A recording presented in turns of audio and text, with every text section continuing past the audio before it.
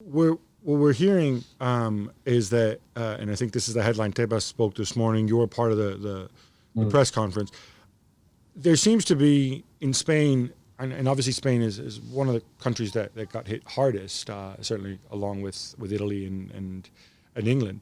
There seems to be a willingness now to get fans back in already. We've touched upon this before in the Canary Islands, in Las Palmas. They're already in a position where they can play and in front of 10,000 supporters because of the situation there with the virus.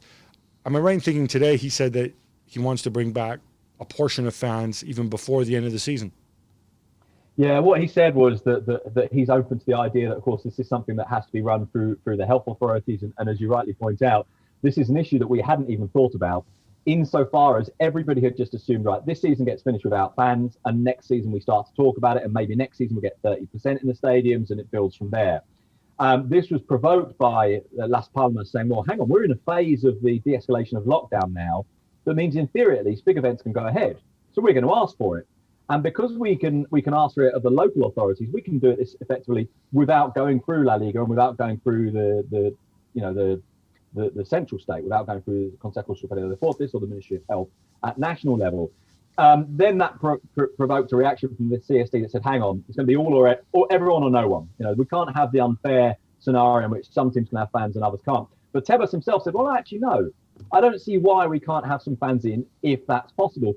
He said today that he thinks it would represent a success and it would represent some progress if by the end of this season there are some games with maybe 10 or 15%. I think those are the two figures he mentioned, 10 or 15% perhaps in the stadium. I think as much as anything else, obviously, but fundamentally, we would love to have fans back. I think as much as anything else, it's symbolic of that return towards normality. And in part, that's what this La Liga return is about. It's about saying this is another step for all of us. It's not just La Liga returning. It's another sign that things are getting back to something closer to normality.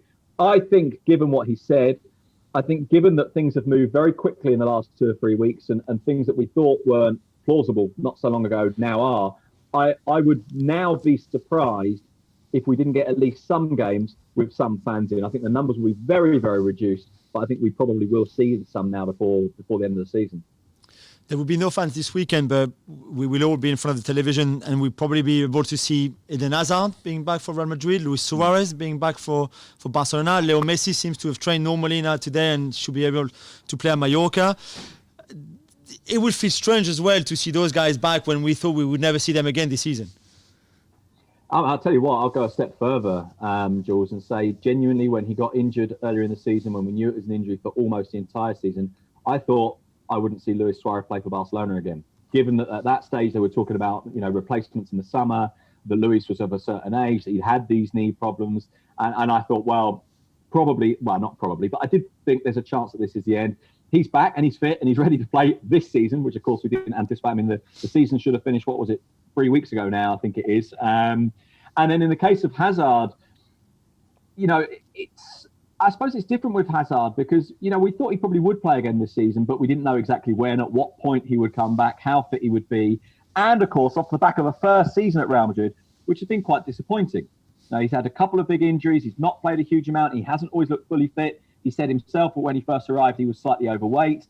And we've had little glimpses of him and we thought, wow, here's a player. But it's only ever been little glimpses. And of course, those people who watch him in the Premier League, which is a lot of people, not just amongst us, but a lot of people in Spain, they know he's a great player, but they hadn't had the chance to see it yet. And there were starting to be some doubts about whether or not he could fit within the Madrid team.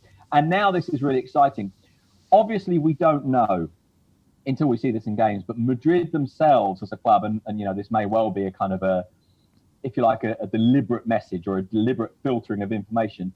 There has been a lot of suggestion in the last week that, he looks really good in these training games. Now, let's see him in real games. But I think there has been a lot of the optimism around Real Madrid has, without doubt, been hung on the return of Eden Hazard. Well, thank you very much for watching ESPN on YouTube. For more sports highlights and analysis, be sure to download the ESPN app. And for live streaming, premium content, and let's not forget as well, ESPN FC 7 days a week. Subscribe to ESPN+.